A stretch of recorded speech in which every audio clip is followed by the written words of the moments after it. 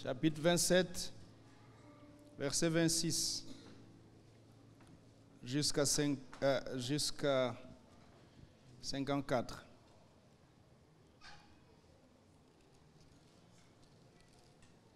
Allons-y ensemble, à haute voix.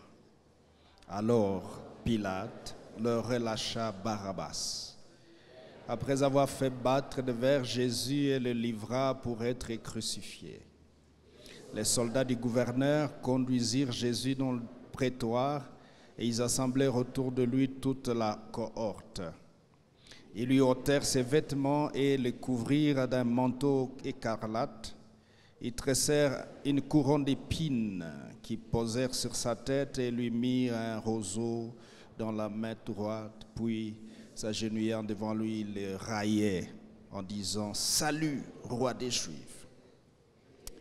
Et crachaient contre lui et prenaient le roseau et frappaient sur sa tête. Après s'être moqué ainsi de lui, ils lui ôtèrent le manteau, lui remirent ses vêtements et l'emmenèrent pour le crucifier. Lorsqu'ils sortirent, ils rencontrèrent un homme de Cyrène appelé Simon. Et ils les forcèrent à porter la croix de Jésus. Arrivés au lieu nommé Golgotha, ils lui donnèrent à boire du vin mêlé de fiel, mais quand il l'eut goûté, il ne voulut pas boire. Après avoir crucifié, ils se partagèrent ses vêtements en tirant au sort, afin que s'accomplisse ce qui avait été annoncé par le prophète. Ils se sont partagés mes vêtements. Ils ont tiré au sort ma tunique. Puis ils s'assirent et le regardèrent. Puis indiqué le sujet de sa condamnation, on écrivit au-dessus de sa tête, celui-ci est Jésus, le roi des Juifs. Avec lui furent crucifiés deux brigands, l'un à droite et l'autre à sa gauche. Les passants l'injuriaient et secouaient la tête en disant « Toi qui détruis les temples et qui le rebâtis en 3 jours, sauve-toi toi-même. Si tu es le Fils de Dieu, descends de la croix. » Les principaux, les hommes d'église, ils se moquaient aussi de lui et disaient « Il a sauvé les autres, il ne peut se sauver lui-même. S'il est roi d'Israël, qu'il descende de la croix et nous croirons en lui. » Il s'est confié en Dieu, mais que Dieu le délivre maintenant, s'il l'aime. Car il a dit « Je suis fils de Dieu ». Les brigands crucifiés avec lui l'insultaient de la même manière. Depuis la 6e heure jusqu'à la 9e, il y eut des ténèbres sur toute la terre.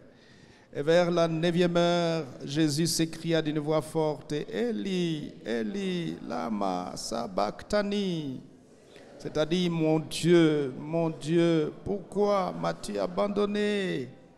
Quelques-uns de ceux qui étaient là l'ayant entendu dire, il appelle Élie. Et aussitôt, l'un d'eux courut prendre une éponge qui remplit de vinaigre, l'ayant fixée à un roseau et lui donna à boire. Mais les autres disaient, laisse, voyons si Élie viendra le sauver. Jésus poussa de nouveau un grand cri et rendit l'esprit.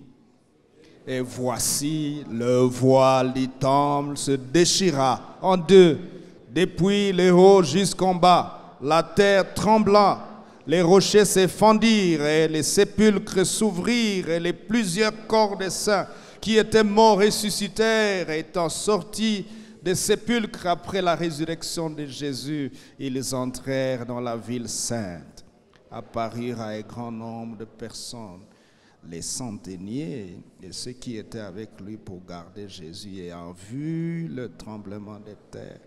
Ceux qui venaient d'arriver furent saisis d'une grande frayeur et dirent, assurément cet homme était le Fils de Dieu. Chapitre 28, 1 à 6. Après le sabbat, à l'aube du premier jour de la semaine, Marie de Magdala et l'autre Marie allèrent voir les sépulcres. Et voici, il y eut un grand tremblement de terre, car Un ange du Seigneur descendit du ciel, vint rouler la pierre et s'assit dessous. Son aspect était comme l'éclair et son vêtement blanc comme la neige. Les gardes tremblèrent de peur et devinrent comme morts. Mais l'ange prit la parole et dit aux femmes, pour vous, ne craignez pas, car je sais que vous cherchez Jésus qui a été crucifié. Il n'est point ici. Il est ressuscité comme il l'avait dit. On acclame le Seigneur. Il est ressuscité comme il avait dit. Est-ce qu'on peut acclamer le Seigneur? Il est ressuscité comme il avait dit. Il n'est plus ici.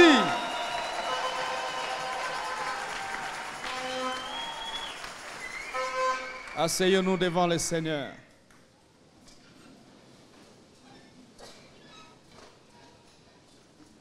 Alléluia. Un jour, j'ai visité Israël dans le passé et puis je suis entré dans la tombe en question. Dans la tombe de Jésus. Effectivement, c'est écrit au fond, après la plateforme où il était couché. Ils ont écrit, il n'est plus ici. Il n'est pas là. Ah. Et s'il était encore là, est-ce qu'on pouvait rentrer dedans? Non. Bwana asifiwe.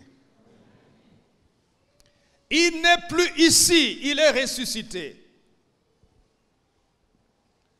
Partageons sur ce thème les points forts de la Pâque pour tout être humain. Les médias vous donnent les autres textes. Alléluia. Les points forts de la Pâque.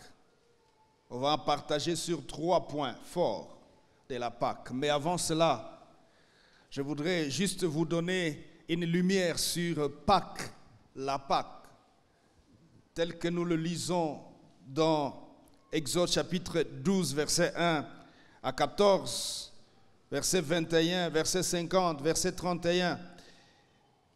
L'histoire de la Pâque instituée par l'Éternel à la sortie d'Israël de l'esclavage de 430 ans en Égypte. Au verset 12,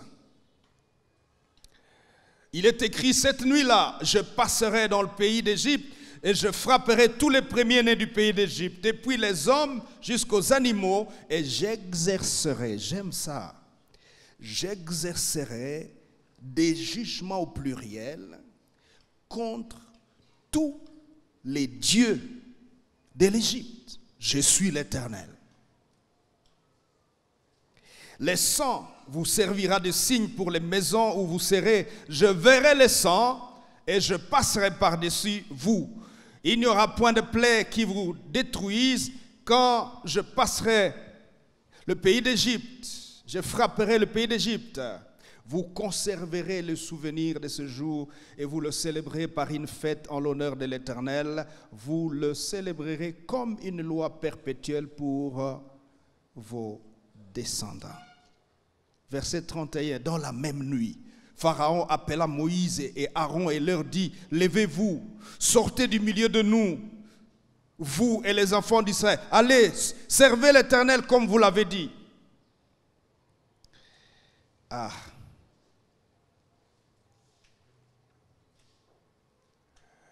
Verset 25. Quand vous serez rentrés dans le pays que l'Éternel vous donnera selon sa promesse, vous observerez cet usage sacré, sacré. Et lorsque vos enfants vous diront, que signifie pour vous cet usage, c'est-à-dire cette fête, vous répondrez, c'est le sacrifice de Pâques à l'honneur de l'Éternel qui a passé par-dessus les maisons des enfants d'Israël en Égypte lorsqu'il frappa l'Égypte et qu'il sauva nos maisons. Le peuple s'inclina et se prosterna. Verset 50. tous les enfants d'Israël firent ce que l'Éternel avait ordonné à Moïse et à Aaron. Ils firent ainsi, c'est-à-dire, ils immolèrent la Pâque. Ils immolèrent la Pâque, comme le dit le verset 21. Moïse appela tous les anciens d'Israël, leur dit, allez prendre du bétail pour vos familles et immoler la Pâque. C'est-à-dire tuer l'agneau, versez le sang, mettez sur le linteau de vos portes, afin que l'ange, quand il va passer, ne puisse pas tuer vos premiers-nés. Bwana sifiwe. Et dans Matthieu chapitre 26, au verset 26, il est écrit le premier jour, plutôt verset 17, le premier jour des pains sans levain, les disciples s'adressèrent à Jésus pour lui dire, où veux-tu que nous te préparions le repas de la Pâque? Sans S. Pâques. Donc, quand vous allez au verset 26, pendant qu'il mangeait, Jésus prit le pain. Jésus institue la Sainte Seine pendant la fête de Pâques relative à Moïse. Mais il établit la Sainte Seine et prévient les disciples, leur dit, à partir d'aujourd'hui, vous mangerez mon corps, vous mangerez mon sang, vous buvrez mon sang, et les dons de cette fête que vous avez célébrée depuis des siècles, les dons sont en train de changer. La Pâque de Moïse a servi pour le salut des Juifs de manière spécifique. Je verrai le sang et je passerai, c'est-à-dire le sang que vous avez versé, l'agneau que vous avez tué, va vous protéger contre l'ange de la mort, l'ange destructeur. Mais ensuite, avec ce sang, je vais juger les dieux de l'Égypte. Et quand j'aurai jugé les dieux de l'Égypte, vous allez sortir de l'esclavage de 430 ans.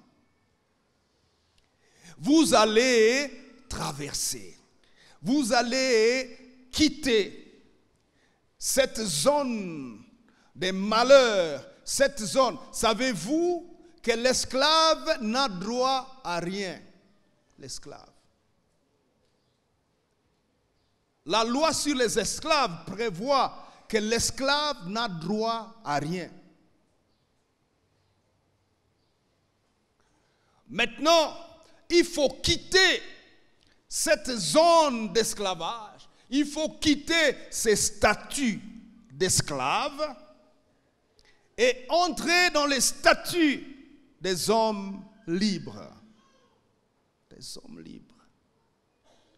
Qu'est-ce qui se produit pour que ça marche? Un agneau doit être immolé.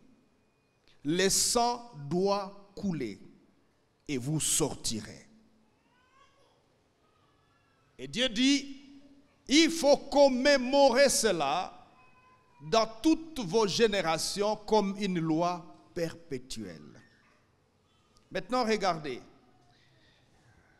Après que Christ ait célébré, ou pendant qu'il célébrait la Pâque, cela coïncide avec la vraie Pâque que les théologiens ont écrit avec S.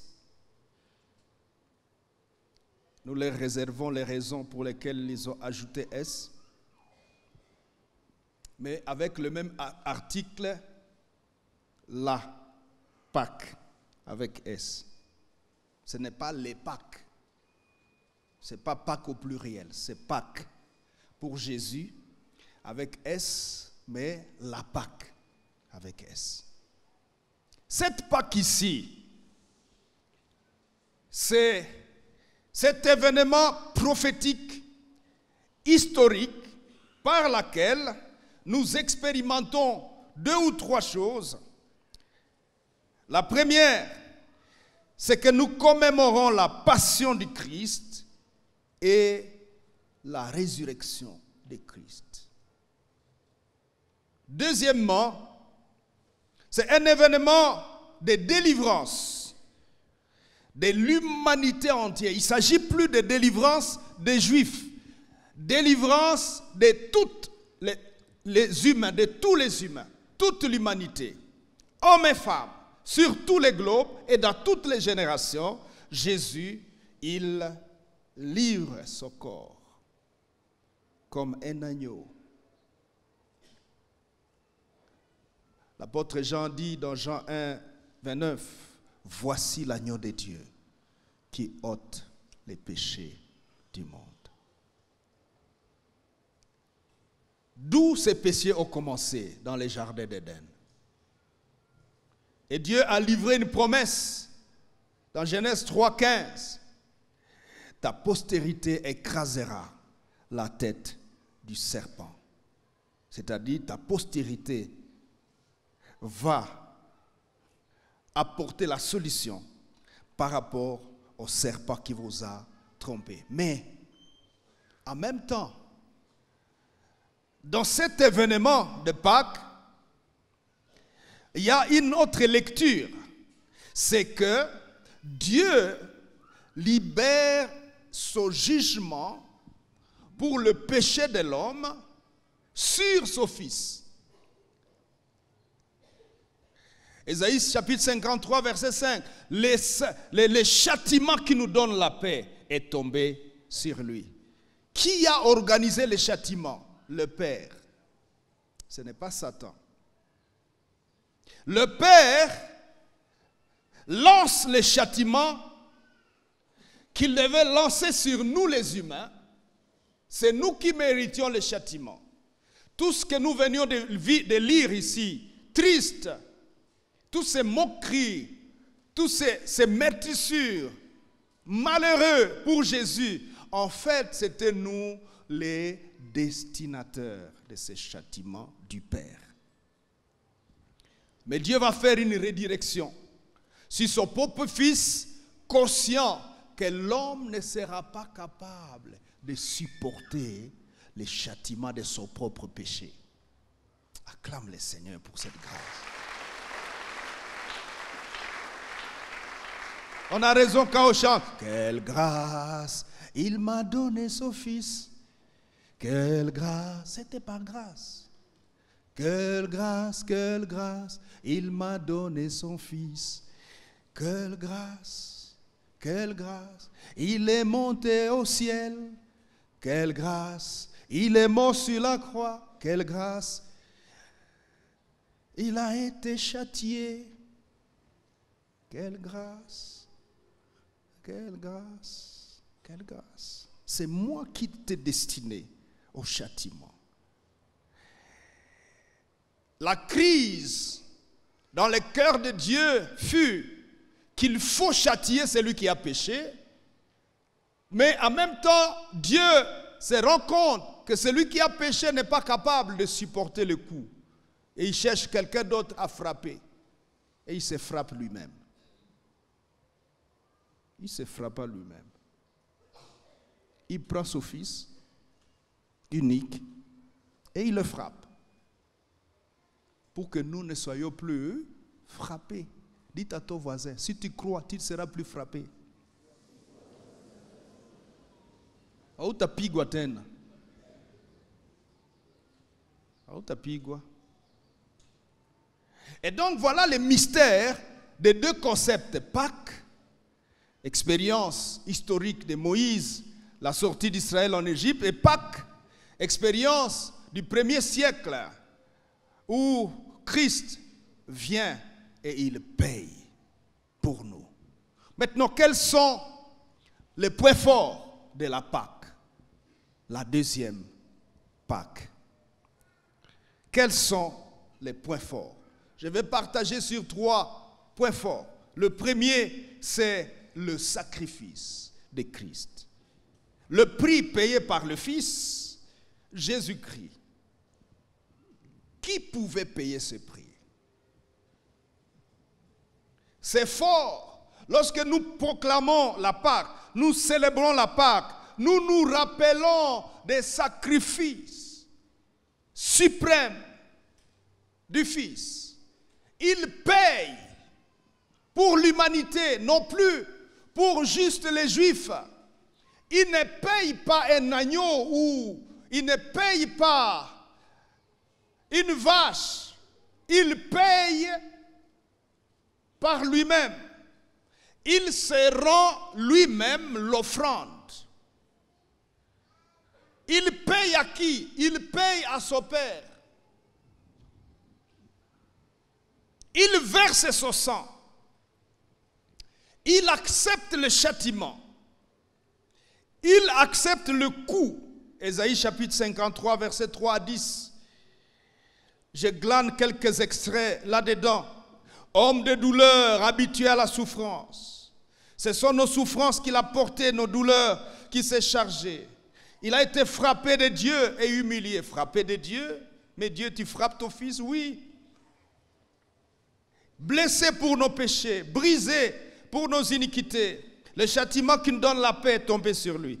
Par ses meurtrissures, nous sommes guéris. Il a été maltraité et opprimé. Semblable à un agneau qu'on amène à la boucherie, il a été enlevé par l'angoisse et le châtiment. Verset 10.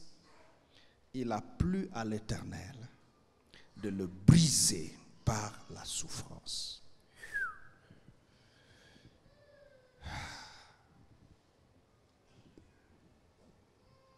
Brisé par la souffrance.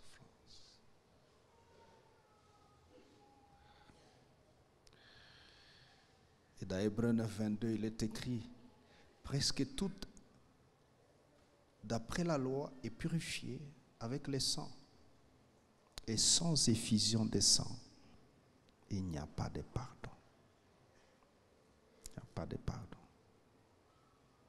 Quand vous remontez au verset 11 du même chapitre, il est écrit: mais Christ est venu comme souverain sacrificateur des biens à venir. Il a traversé le tabernacle plus grand et plus parfait qui n'est pas construit dans les mains de l'homme, par les mains de l'homme. Regardez la suite, verset 12. Il est entré une fois pour toutes dans les lieux très saints, non avec le sang des boucs et des veaux, mais avec son propre sang, ayant obtenu une rédemption éternelle. Dites avec moi, rédemption éternelle, c'est-à-dire rachat éternel. Il a obtenu, il a exercé un rachat éternel. Il nous a achetés pour l'éternité. Racheté une fois pour toutes. Pas un rachat pour 50 ans. Pas un rachat pour cette vie. Un rachat parfait. Rachat pour l'éternité. Dites à ton voisin, tu es concerné aussi. Tu as été aussi racheté. Alléluia. Et le verset 26 du même texte de Hébreux chapitre 9, il est écrit: il a paru, la deuxième partie, une seule fois pour abolir le péché.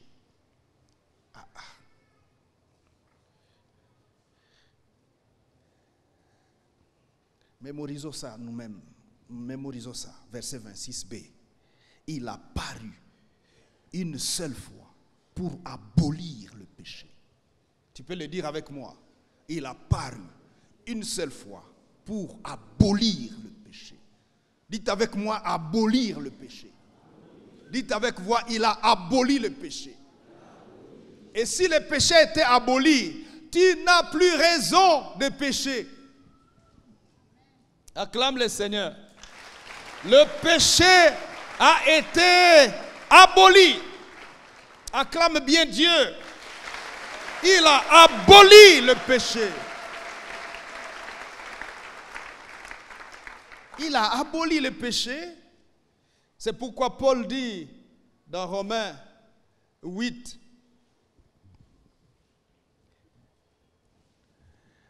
D'abord dans Romains 6,14, car le péché n'aura point de pouvoir sur vous. Le péché n'aura plus. Écoutez, je crois, aidez-moi à prêcher. Dites à ton voisin, si tu pêches, c'est toi qui le veux. Si tu pêches encore, c'est toi, c'est toi-même. Médite un peu sur cette réalité. Mbona ungali nafanya zambi basi? Kisha nini nakutokea? Soit tu n'es pas encore converti, soit c'est toi qui veux pécher. Mais l'aiguillon du péché a été déjà enlevé. Tu n'as pas le droit de pécher, tu n'es pas obligé de pécher. Le péché est déjà aboli. Oh non, naona, pasteur, tulitaka vraiment uniombee basi, sinon ninataka anguka. Oh, nataka anguka. Nataka anguka. Mwe ba fiancé. Oh non, vraiment tukamatane mikono tuombe. Mungu tuokoe, tunataka anguka. Mwe mnataka anguka. Mnataka anguka. Kunini. Le péché a déjà été aboli.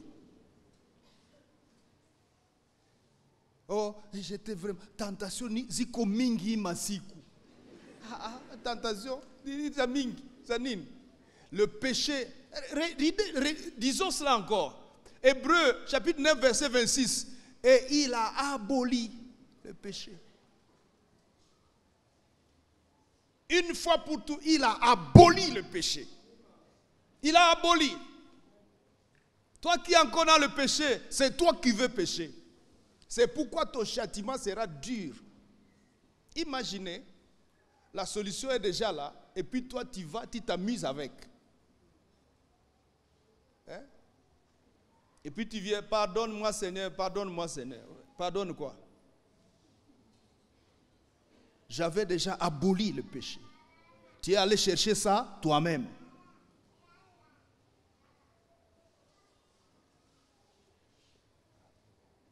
Le même auteur dit, il est terrible de tomber dans les mains du Tout-Puissant. Il est terrible. Parce que maintenant, le péché est déjà aboli. Toi, tu vas le chercher par la force.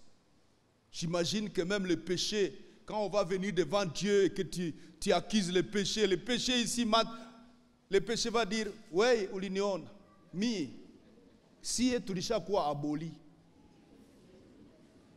Zambi takuangana. Même Shétan. Oh, Shétan alikujaribia wa. Le péché déjà aboli. Si tu pêches, c'est ton péché. C'est toi-même. Alléluia.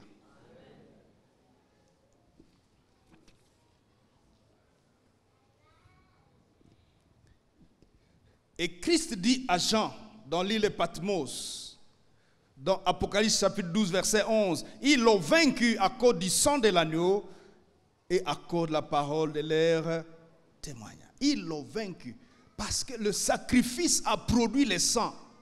Et ce sang ici est plus fort que le sang des agneaux qui ont été égorgés en Égypte.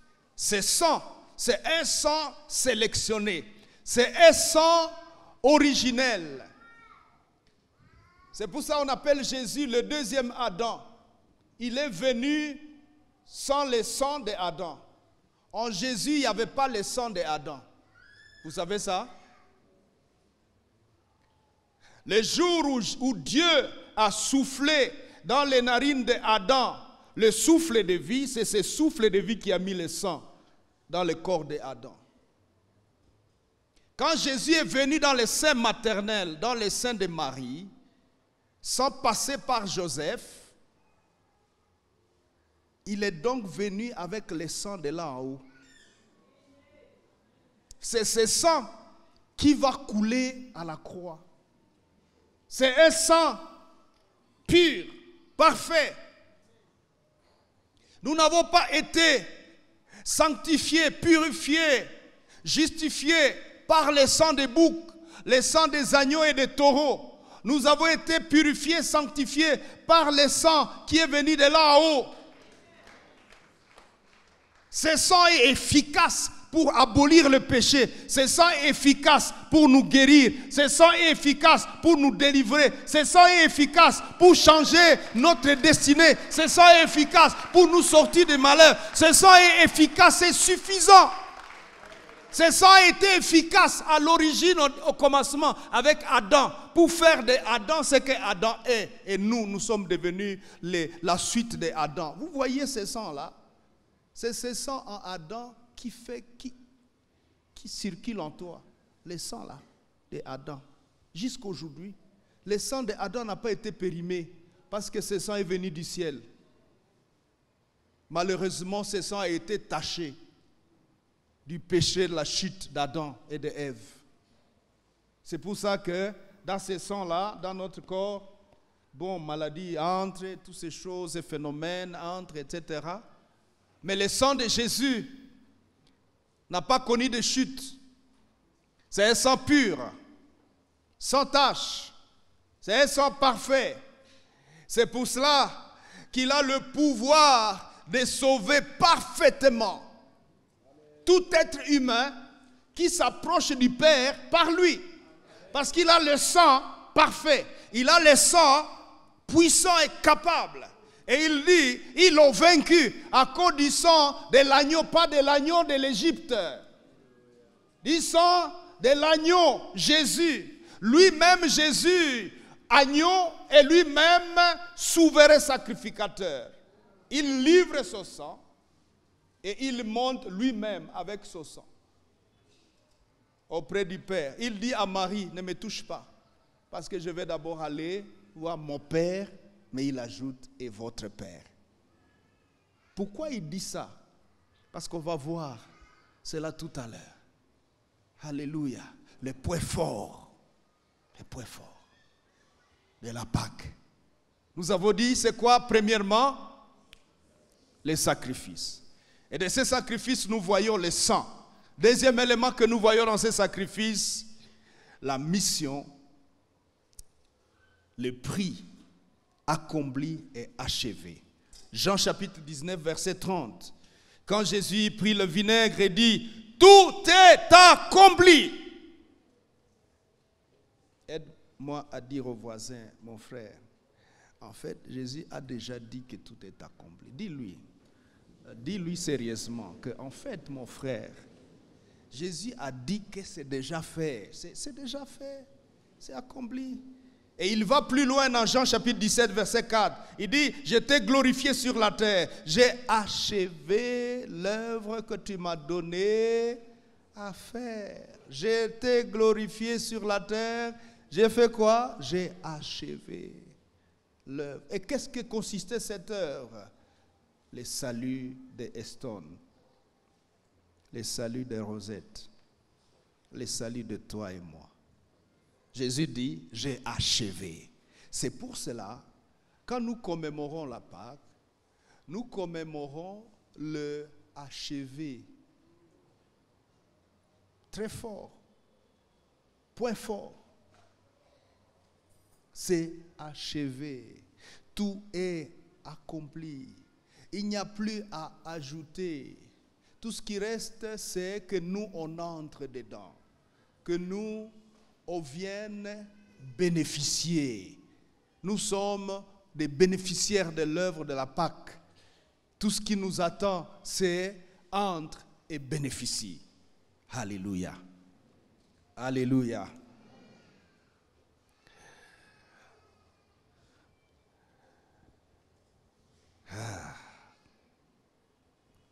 Deuxième point fort, l'approbation du sacrifice de Christ. C'est très fort parce que si Dieu n'avait pas approuvé ce sacrifice, on serait en train de tourner en rond. On n'irait nulle part.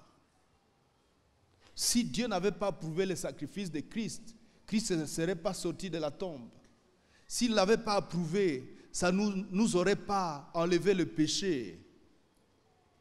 Mais l'approbation. Et cette approbation va se manifester par un événement qui se produit ce jour-là. Nous avons lu ça dans Matthieu chapitre 27.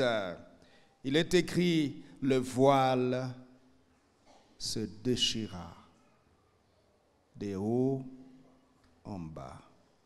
Qui a déchiré le voile? Les voiles de où?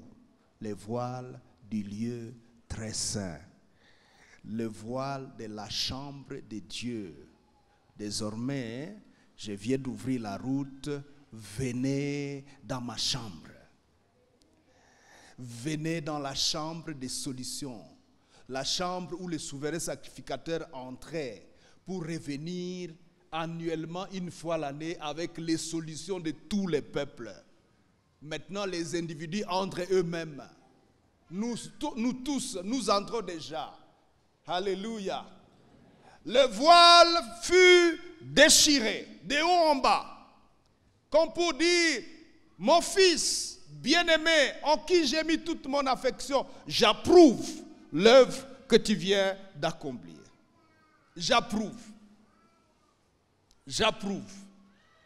Et quand Dieu approuve, rappelez-vous, des dimanches passés, nous avons parlé du mystère, du potentiel de l'approbation divine. On n'a pas fini d'en parler, on en parlera encore. Le mystère du potentiel de l'approbation divine, c'est-à-dire les choses qui résident dans le fait que Dieu approuve quelqu'un. Des choses infinies qui sont cachées dans le fait que Dieu te dit, je t'approuve, viens. Que Dieu te dise, tu es mon fils bien-aimé en qui j'ai mis toute mon affection. Ça cache une forêt de mystères. Ça cache une forêt de choses, des solutions. Ça cache une mine, des choses indescriptibles, des choses difficiles à supporter, des merveilles du Dieu vivant. Le voile. Entrez maintenant. J'approuve. Bwana sifiwe. Bwana sifiwe. Le voile du temple, Matthieu 27, 50 à 51, le voile du temple se déchira en deux, depuis le haut jusqu'en bas. Alléluia. C'est boum.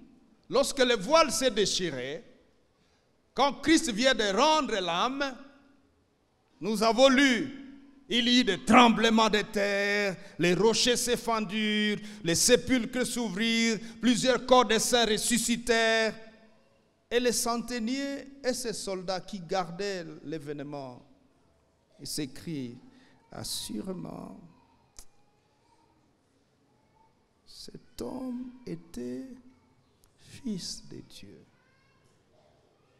C'est-à-dire jusqu'à cette minute-là, il ne savait pas ce qui s'est passé. Deuxième événement de l'approbation qui prouve l'approbation du Père à son Fils et pour l'œuvre de la croix, c'est la résurrection. Nous avons vu dans Matthieu chapitre 28 et on peut le voir aussi dans Luc chapitre 24. Luc chapitre 24, j'aimerais que nous puissions regarder une phrase dans ce texte-là. Luc chapitre 24.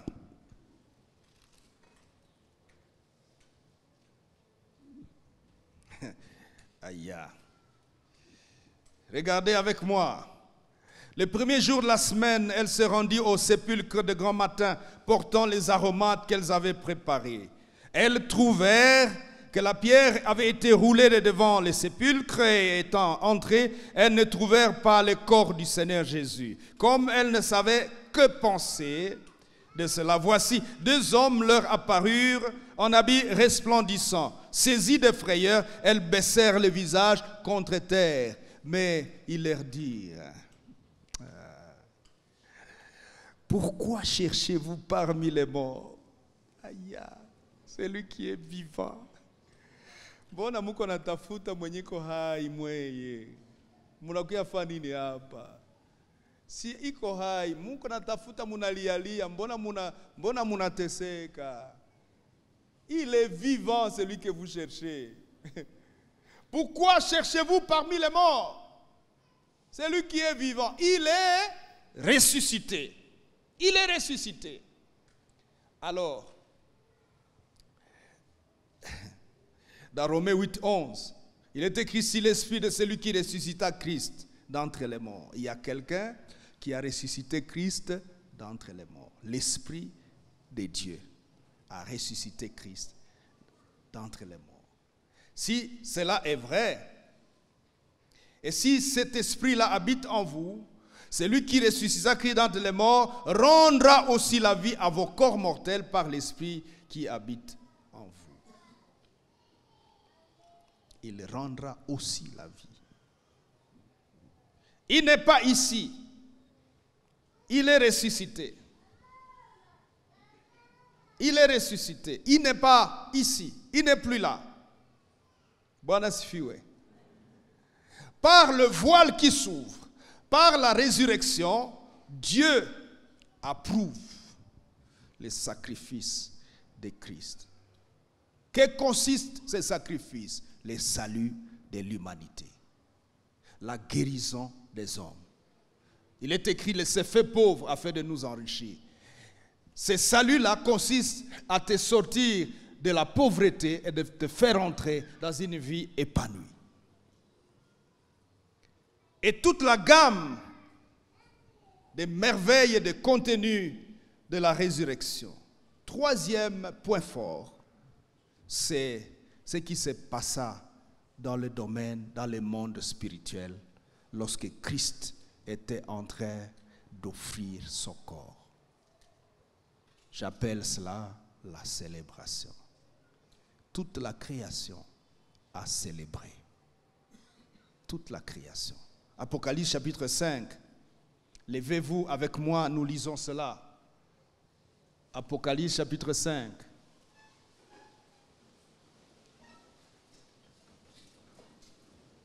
Alléluia. Quelqu'un commence à célébrer déjà. Quelqu'un célèbre les ressuscités du troisième jour. Quelqu'un célèbre les ressuscités du troisième jour. Est-ce qu'on peut célébrer les ressuscités du troisième jour? Les ressuscités du troisième jour. Apocalypse chapitre 5. Prends ta Bible et nous lisons et nous célébrons. Allons-y, 1, 2, 3.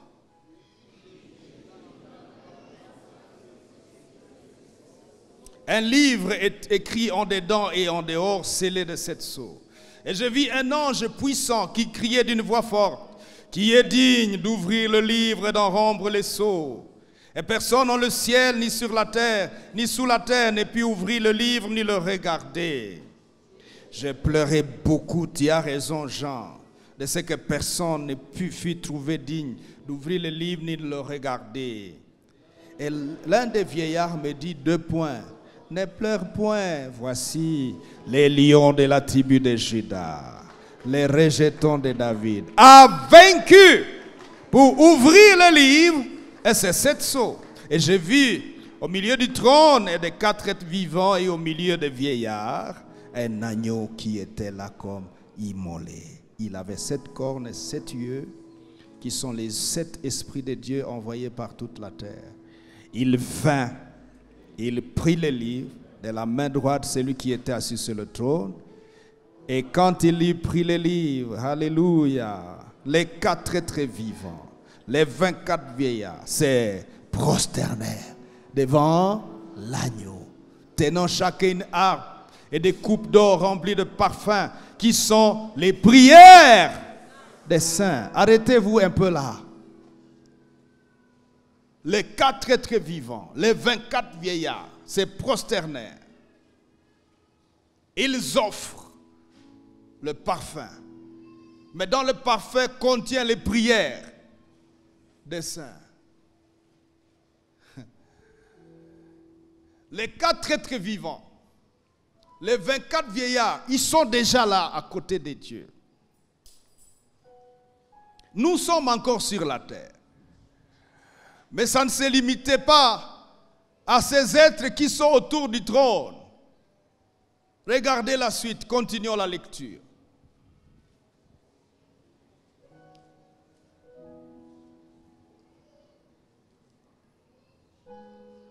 Verset 9.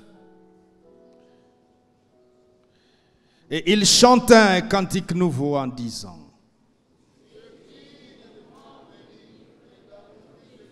j'ai l'impression que tout le monde ne lit pas. Est-ce qu'on peut lire avec puissance comme des vagues d'eau et des fleuves et des chutes?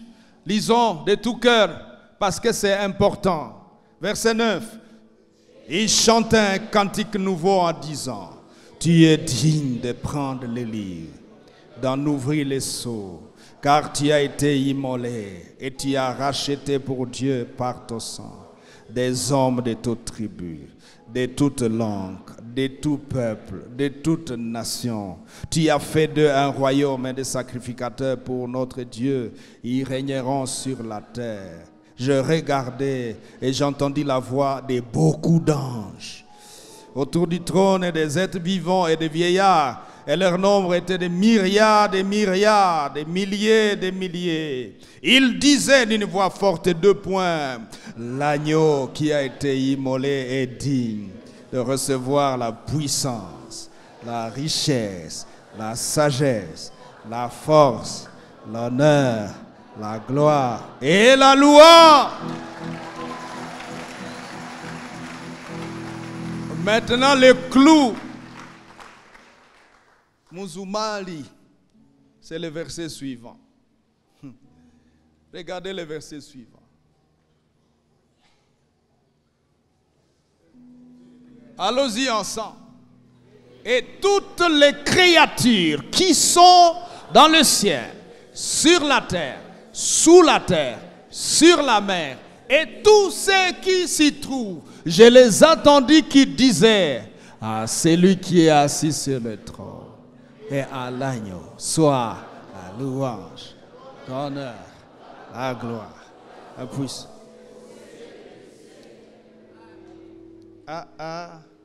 Est-ce que vous comprenez ce qui se passe dans ces points forts de la célébration?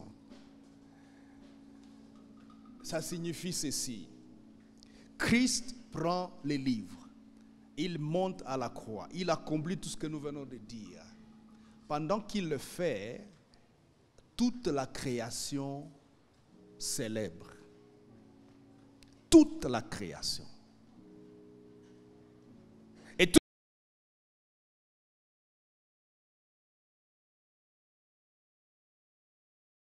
il a usé de quelle danse? Le soleil.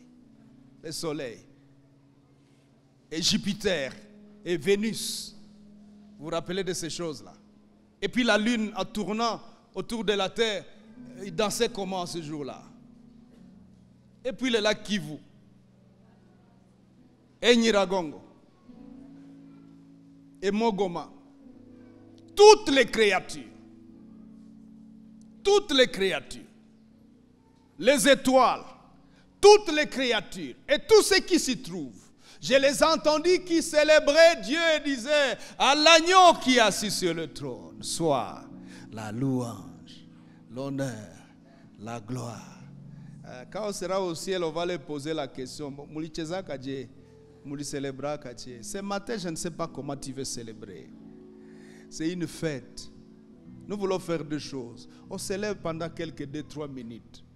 Et puis, chacun va rentrer dans les lieux très saints et prendre ce qui lui appartient. Vous savez, dans les lieux très saints, c'est là où les souverains sacrificateurs allaient prendre les choses pour les peuples. Maintenant, nous y allons nous-mêmes. Écoutez, si les souverains sacrificateurs pouvaient sortir et tu dis: mais tu n'as pas apporté pour moi. Aujourd'hui, ce n'est plus les souverains sacrificateurs, c'est toi-même. Kama ukisahau biyako ndani, manake na ni wewe binakuona.